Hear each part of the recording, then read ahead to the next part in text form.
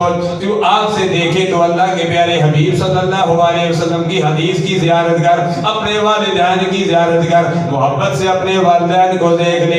اگر تو محبت سے اپنے والدین کو دن میں ایک مرتبہ دیکھے گا، ایک مقبول حج کے برابر ثواب ملے گا۔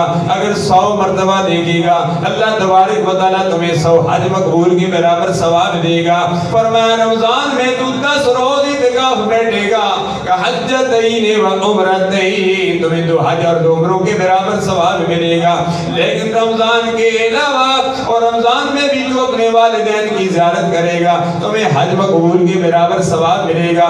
اللہ کتنی مہربانیاں فرما رہا ہے۔ فرمایا رمضان میں اور رمضان کے علاوہ بھی اگر تو 2 رکعت نماز اشراق پڑھے گا، تمہیں 1 عمرے کے برابر ثواب ملے گا۔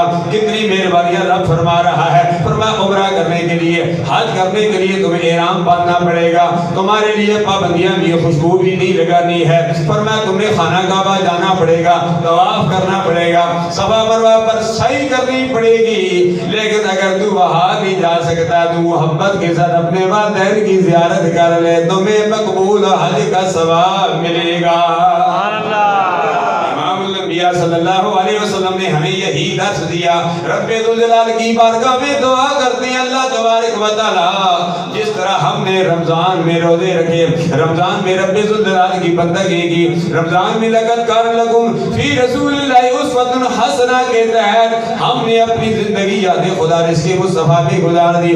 رب کی بارگاہ میں دعا کرتے ہیں یا الہ العالمین، آخری جمعہ ہے، یا الہ العالمین رمضان کے علاوہ بھی 11 مہینے یا الہ العالمین اپنی بندگی میں گزارنے کی توفیق عطا فرمانا۔ یا الہ العالمین رمضان میں ہم نے روزے رکھے، تیرے پیارے حبیب کا ارشاد ہے جو رمضان کے بعد بھی 6 روزے رکھے گا، شوال کے 6 روزے رکھے گا، فرمایا اس کو بھی پورے سال کے روزوں کے برابر ثواب دیا جائے گا۔ آپ اندازہ کریے، ایک روزہ 60 روزوں کے برابر، سبحان اللہ۔ اور پہلے دن کا روزہ حرام ہے، پورے سال میں 5 روزے حرام ہیں، 4 عید الاضحیٰ کے اور 5واں روزہ عید الفطر کا 1 روزہ، عید الاضحیٰ کے 10 11 12 13، جبکہ عید الاضحیٰ کا 9 ذوالحجہ کا جس کو یوم عرفہ کہتے ہیں، اس کے روزے کی بڑی ہی فضیلت آئی ہے کہ وہ روزہ ہر صورت میں رکھنا چاہیے۔ باہر کا اللہ کا کرم ہے، اللہ تبارک و تعالیٰ نے اپنے پیارے حبیب کے صدقے سے ہم پر کرم فرمایا، ہم پر فضل فرمایا۔ میں اکثر یہ شعر پڑھتا ہوں کہ اللہ سے کرم مانگا کرو، اللہ سے فضل مانگا کرو۔ عدل کرتے تھر تھر کمن تی اچیاں شانہ والے، تی فضل کرتے بخشے جامن تی میں جے موکا دے۔